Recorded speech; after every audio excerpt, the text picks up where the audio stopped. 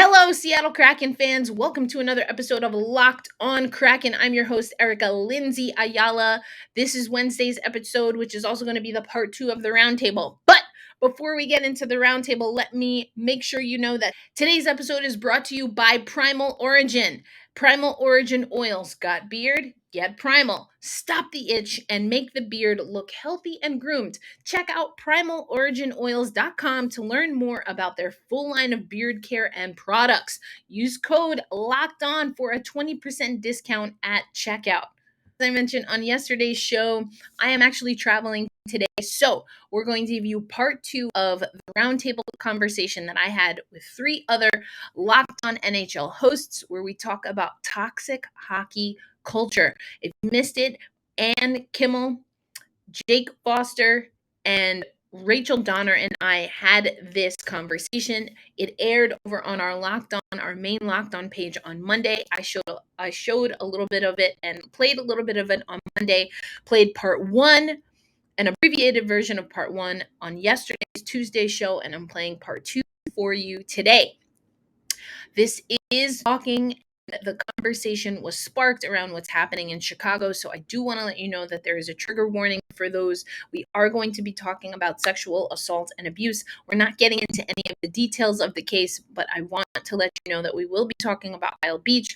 We will be talking about John Doe 2 and his family and other things, unfortunately, that are part of toxic hockey culture. But on part 2, and I played a little bit of this on Monday, this is really where the work starts. If you love this sport like all of us do, and you love people in the sport that feel marginalized, this is key for you to listen to, because this is all about how we can collectively and individually use our voices to make sure that, as I mentioned on Monday's show, hockey is for everyone. And we want to believe that here at the Locked On Podcast Network, certainly on Locked On Kraken. So that's why I'm very eager to bring you the part 2 of this, where we start talking about what we as hosts are going to do and things that we'd like to see change in the greater hockey community. As always, thank you for making Locked On Kraken your first listen. Please give all the love and stick taps to Ann Kimmel, one of your co-hosts of Locked On Predators, Jake Foster, your host of Locked On Blue Jackets, and of course, Rachel Donner, one of your hosts of Locked On Flyers. And we couldn't have done it without our fabulous site manager for the Locked On NHL podcasts, as well as the producer of what you're about to watch. That's, of course, the amazing Sean Woodley, who also did the editing. So thank you to all of those. Stick taps to you all. Here is the conversation.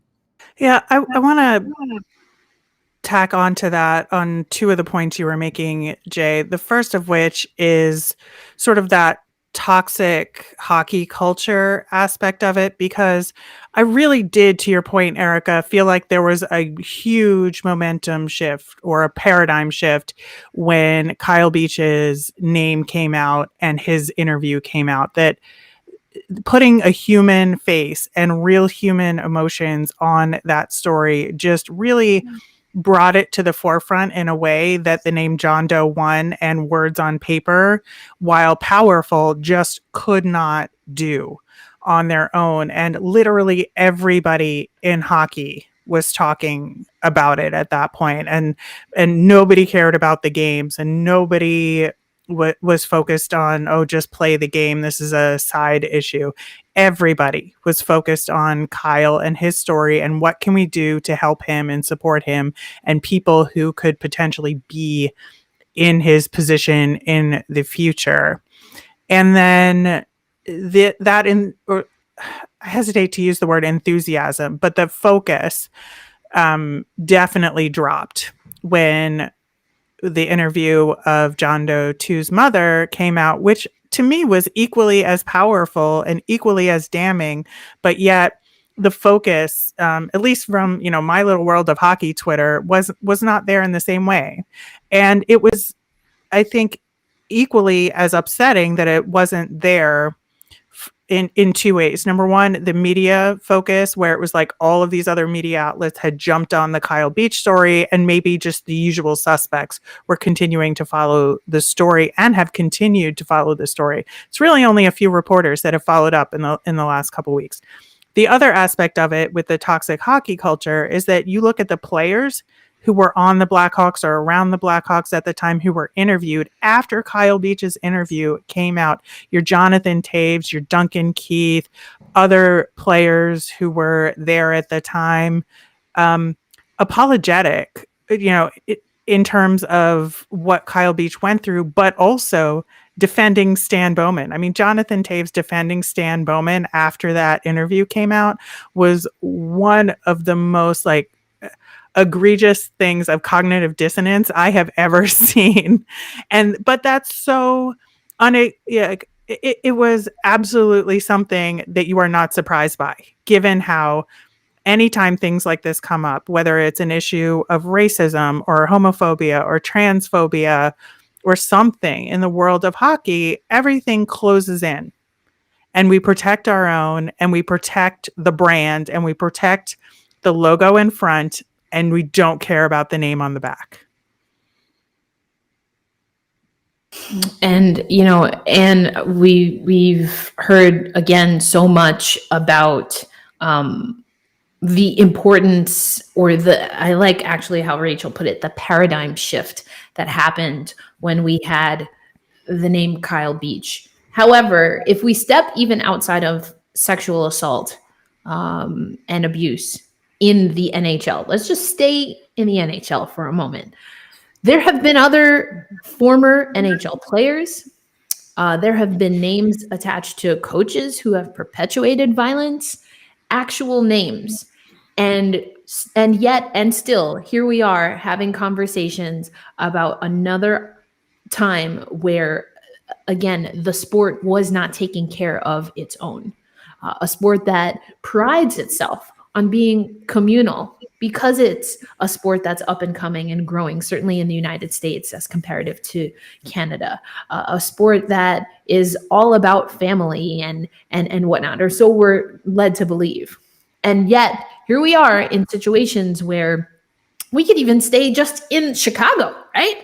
And how Chicago, as I came into the network on the hockey side of things, Chicago opted to have a entire stage full of women who apparently they just hired. I had no idea that half of those women were in the organization. Don't recall getting a press release on it either, but had an entire stage of women there. Why? Because of other things that were happening in the news with that very organization. So yes, the name, having Kyle Beach's name, but we've had other names, Akeem Aliu as an example. Yes. Why is it that there seems to be an excitable blip where, again, the focus, let's say, is on the particular circumstance and the victims and those who have been harmed? And then why do we then seem to just have those conversations and the concern or focus vanish? Yeah, I think there's a history. I think this is how the NHL has dealt with issues like this consistently for a very long time. And because it has happened previously where they have had issues and they have been able to sort of tap dance around them, and then they've sort of faded, I think that they don't know or don't care to have a better method of handling these things moving forward. And I think, like you said, this is not a one-off issue. This is not a one-time thing. I think that there are systemic issues in the NHL that have to be addressed and that have to be changed. And it's discouraging to see this momentum kind of fade away as people tend to focus back again to on-ice things, because nobody on the ice is going to be protected until you handle and manage the leadership and the situations off ice. And like you said, there is something about this NHL kind of, it's a team and we have each other's backs. And that is a great experience in sports, but it can also be used to perpetuate behaviors and attitudes that are toxic. And I think that we have seen that time and time again. And there has to be a point in time. There has to be a tipping point with the NHL, with the fans and leadership where they say, really, enough is enough. And I think what fans and finance is willing to overlook, the NHL is willing to allow. Because in the end, this Chicago Blackhawks, this specific experience is all about winning the cup over following our conscience. It's cup over conscience. And when we allow that to continue, and it has, I mean, this is not a one-time issue. When we allow that to continue and do not hold the NHL and its leadership accountable, this is going to perpetuate. And it's difficult because there are voices in the sport itself who want change as well. But I think the change has to come from the top down or the bottom up. And when you lose the momentum, they're off the hook. Yeah. And I want to get to that point in just a minute. And you bring up such an excellent point. Where essentially does the change have to happen? Is it with one particular person? Is it with one particular, governing body? Because we also, we've talked about Stan Bowman a few times. Let's not forget that he's also a part of, or was, of USA Hockey. And USA Hockey has a terrible track record, a painfully despicable track record on this particular type of harm. I'm starting to get a little upset here. I've been upset. Listen, good reason. It's just like, it bubbles over when you really start it, and then the next thing you remember, and because you stay focused on what we're talking about now, and Kyle Beach and his courage in coming forward and how important that was. But shouldn't it have been important when he mentioned this the first time? That should have been enough. Why wasn't that enough? So I before I completely go off, I did want to go back to Rachel. You mentioned Jonathan Taves, and I wanted to pull this up. I didn't have it originally, but and it goes also to Ann, what you were talking about and what we were talking about that hockey community. And I've been on the loving end of that, but there's also the dark side to it. And the quote, this is coming from the Sun-Times, Chicago Sun-Times, regardless of mistakes that they, talking about the, Bowman and the like, have made, someone like Stan, who has done so much for the Blackhawks, to lose everything they care about and their livelihood as well, then there's an ellipses. I don't understand how that makes it go away. To just delete them from existence and say, that's it, we'll never hear from them again. Now, I'm going to be honest. There's a piece of that I agree with. However, it's also extremely dismissive of what people who do decide to step forward, and for those who continue to keep pressure on those to reveal their process. I find that statement completely dismissive of the cost for those who are trying to fight hockey culture. I find that completely dismissive. What I will say is, and the fear that I have, the biggest fear that I have is that, okay, we put a few X's through Aldred's name on the Stanley Cup. We tossed over a $2 million fine, which we've seen bigger fines in the league. We provide services this one time. And yeah, oh, by the way, we're saying that we have a hotline, and we're saying that the communication is open, and we're saying that the only reason that the hotline and the communication, the open communication that we had before didn't work that time is because, it was 10 years ago. What the heck has changed? What has changed? So yeah, you know what? Quote unquote erasing or removing these people. Do I have faith that this is going to prevent something else from happening? I have to be honest. The answer is no. No. So it's not just enough. Yeah, I do want to.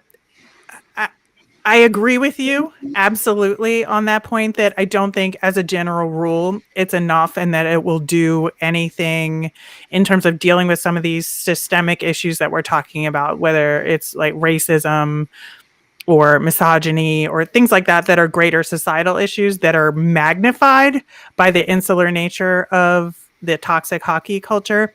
I do want to give that hotline a little bit of credit because some people within the Anaheim Ducks organization did use it to report, an abusive situation in their management related to Bob Murray, who was the GM of the team.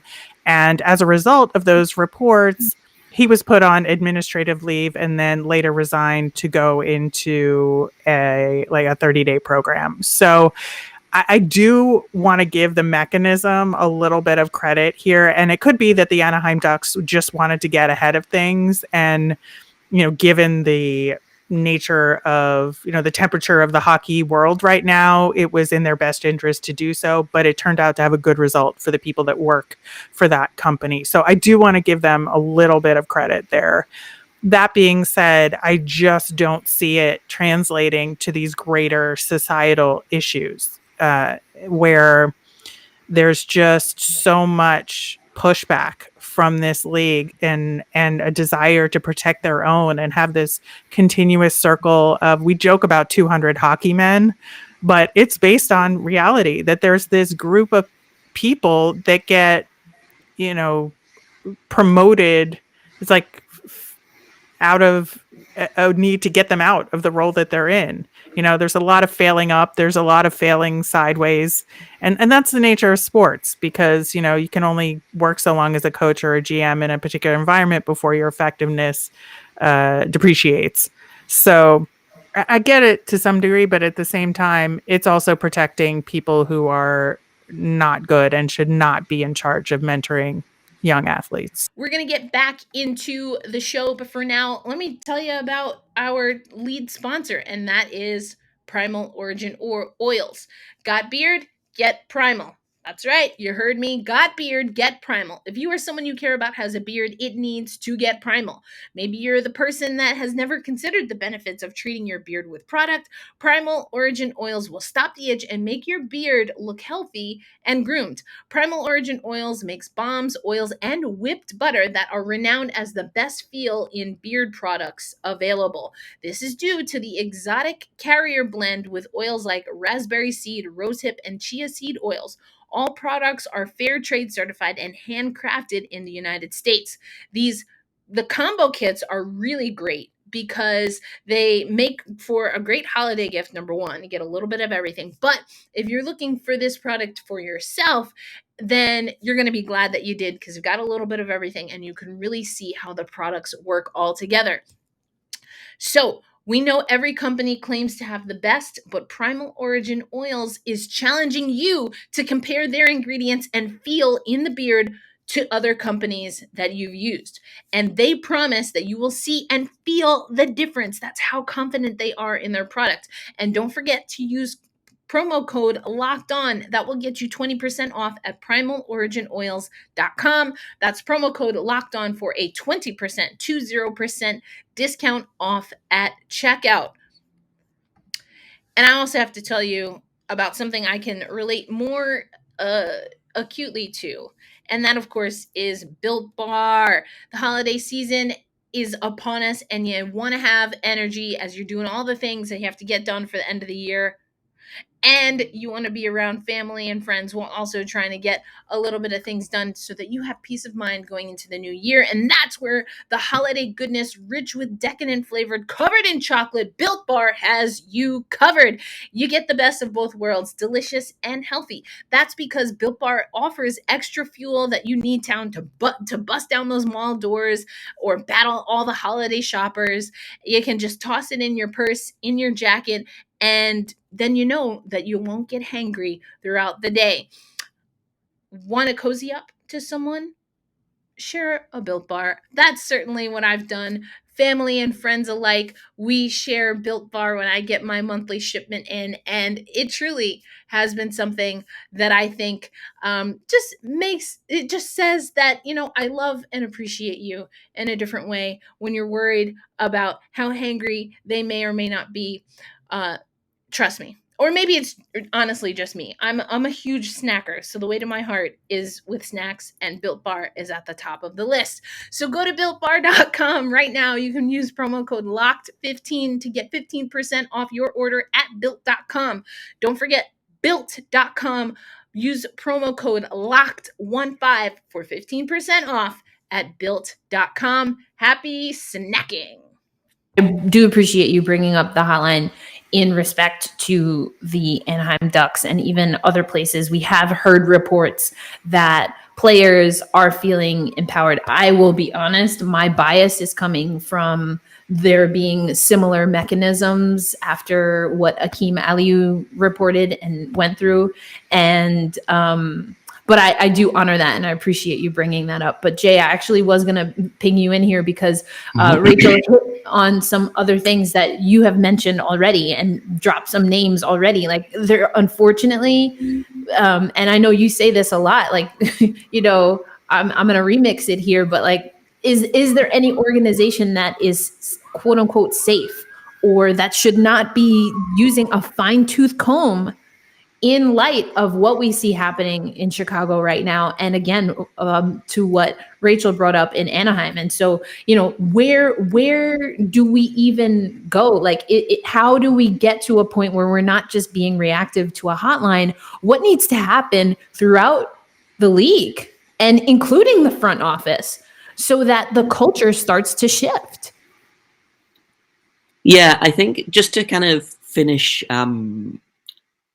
Rachel's thought, like the biggest thing that comes to mind for me is Mike Babcock, who was fired for the Leafs not achieving what the roster could achieve. I think he was fired because the team was not performing as well as they could. It subsequently came out that he had been bullying, I guess, is probably the best word for it. There was an instance where he, I don't know if this is 100% confirmed or not. He dragged Mitch Marner into his office, made him rank the players in order of like who was trying the best and who wasn't trying, and then used that to. He basically said, "Oh well, Mitch says that you're not trying hard enough," this really kind of manipulative behavior. It came out that, who was it? I think it was Franz Nielsen came out and said, yeah, he's exactly the same as he was 10 years ago. He hasn't changed.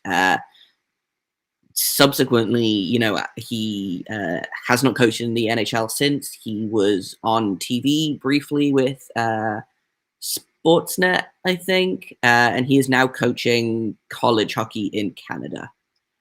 Because if there's someone that I want in charge of a bunch of impressionable teenagers and young adults, it's Mike Babcock. And then just recently there was a piece in the mainstream media that talked about how he's changed and he's better and he should get a second chance in the NHL. And even within that article, he was like, I still don't think I did anything wrong, but if I did, I'll apologize. And I'm like, okay, well, A, not an apology. B, fantastic way of showing that you have learned exactly zero from this whole situation, like, and that is how hockey culture works. It is, you do something wrong, you disappear for a couple of years, you come back, and everyone's like, wow, he's so different, but then you look at like, and this is just sexual abuse and assault. If we just look at this one problem, you don't even look at, the misogyny, the homophobia, the racism. 20 years ago, Sheldon Kennedy went through the exact same thing, and it is still happening today. You look at, even within USA Hockey, the guy that they had to replace Stan Bowman, the GM of the Minnesota Wild, Bill Guerin, was under investigation for cover up of a different sexual assault case, which it has since come out that it was, just for a little bit of context for the listeners who might not want to be as familiar with this case. It was with the Wilkes-Barre Scranton Penguins in 2018, I believe. The head coach at the time, Clark Donatelli, assaulted his assistant coach's wife. And then when the assistant coach brought this to Bill Guerin, who was the assistant GM of the Pittsburgh Penguins at the time, I believe, he basically was like, okay, well, don't say anything. We'll just get rid of him, but don't tell anyone.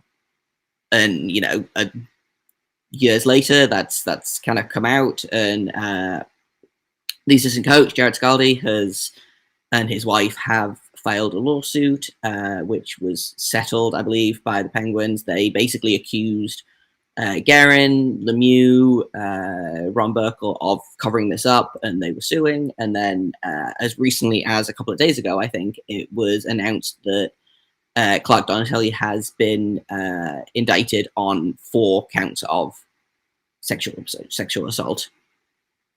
You know, and that is just within the past 6 months. These cases have all come out. Then you look at, you know, Bob Murray. You look at Akim Aliu. You look at, you know, like, I could go on and on. I was talking to a friend about this the other day, and like, and I think I've said this before in kind of our conversations. It's there's an urge in sports to be like, well, my team would never do that. There's an urge, especially with this Blackhawks case, to be like, well, of course it's the Blackhawks. Look at the logo. Look at how they handled Patrick Kane in 2015.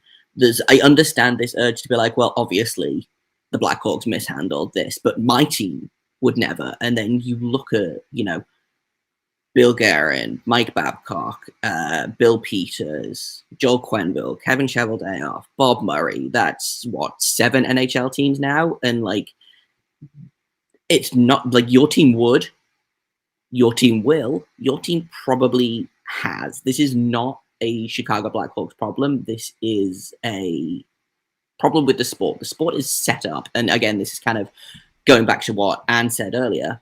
This sport, this culture is designed to keep the status quo in place. It is designed to, oh, well, if you speak out, if you say anything, if you criticize, you're a bad teammate. Kyle Beach never played in the NHL. He was labeled, he had attitude issues. He was bad in the locker room. He didn't have what it took. How much of that is a direct result of what he went through in 2010? You know, and I know I have kind of talked around the question that you asked here, Erica, but like, what needs to change is everything.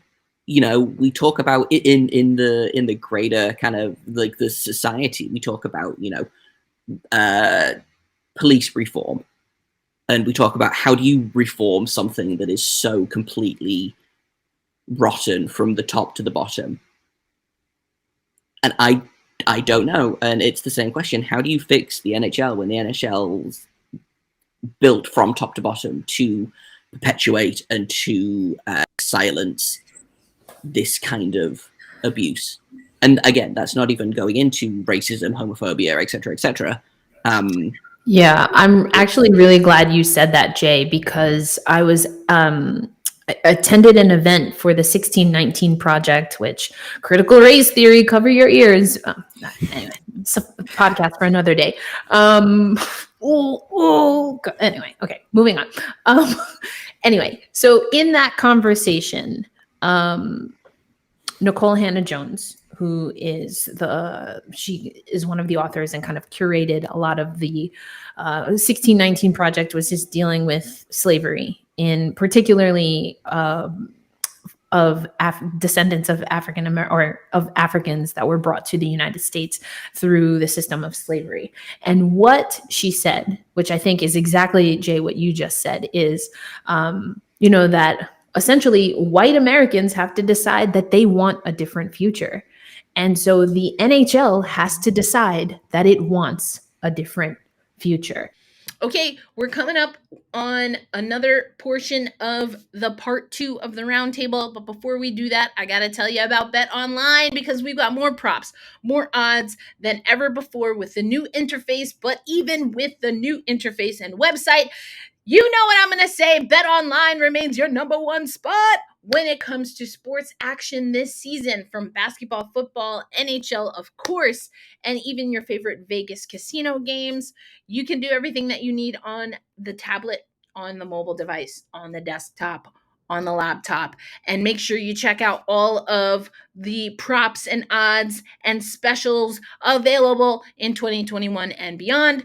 BetOnline is the fastest and easiest way to bet on all your favorite sports. BetOnline, where the game starts. But Ann, I know you done dropped the mic on us once, but I wanted to give you an opportunity just to circle back regarding specifically the Locked On Predators podcast. You talked a little bit about your fandom, but have you thought about, or have you already made adjustments to how you cover hockey because of the conversation that we're having?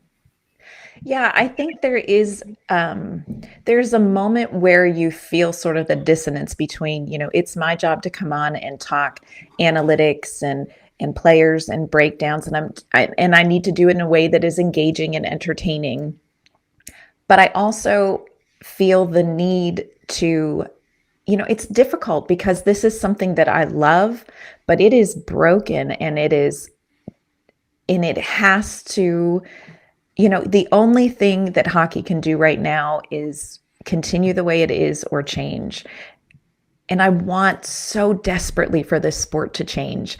And I see there are people in the sport who want it to change. And there are great opportunities for growth. And I struggle to find the balance between just losing my ever-loving beep when things like this continue, when we see these patterns again and again, and watching the NHL leadership kind of stonewall in this situation when here is your opportunity and they are missing it. And so it is a struggle. I'll be real honest with you. It is a struggle for me sometimes to know that I want, my heart for this job that I have is to invite people into hockey because somebody did that for me and I fell in love with it. And I want it to be a sport where everybody can come and enjoy it. But it's this hard place of I've got to say some hard truths and I've got to check myself and I have to make sure that I have to make sure I'm doing what's best for everybody when it comes to hockey. And sometimes that's really hard personally, because honestly, I think there is still this culture of you get access when you're nice. You get access when you don't rock the boat. And here's the thing, there are nice, good stories. And I love to tell those, but not to the exclusion of speaking some truth. And it's not always easy every day. Thank you so much for listening to this part 2 of the roundtable overall on Locked On NHL. Ann, Jake, Rachel, and of course, Sean, who works as our producer and editor. Thank you so much. Thank you to the Locked On Network for giving us and amplifying giving us a platform and amplifying our voices on this very important matter. As we talked about, though, hockey culture will not change until hockey decides that it needs to change.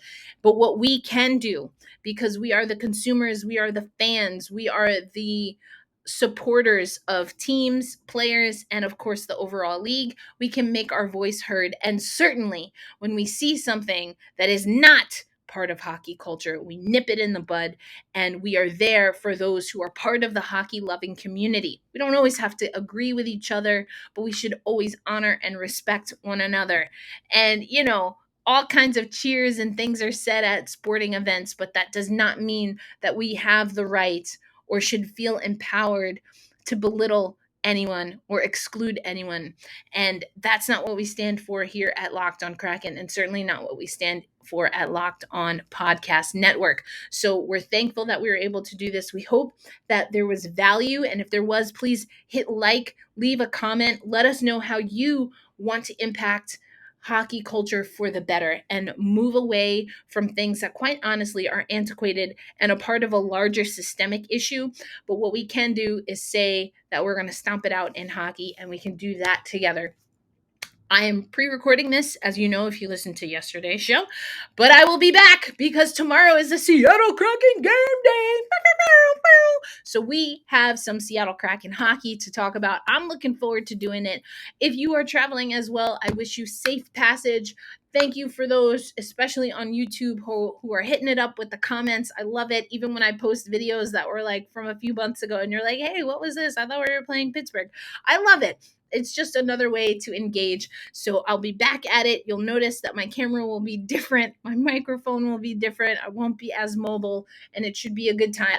As always, thank you for making Locked On Kraken your first listen. Now it's time for you to listen to Locked On Preds, or Locked On Blue Jackets, or Locked On Flyers, or you can always go to Locked On Bets with your boy Q and Lee Sterling. They're your experts. Get you ready for all of your sports betting needs. But for me and Locked On Kraken, a reminder to hold fast, stay true, and always let's go Kraken.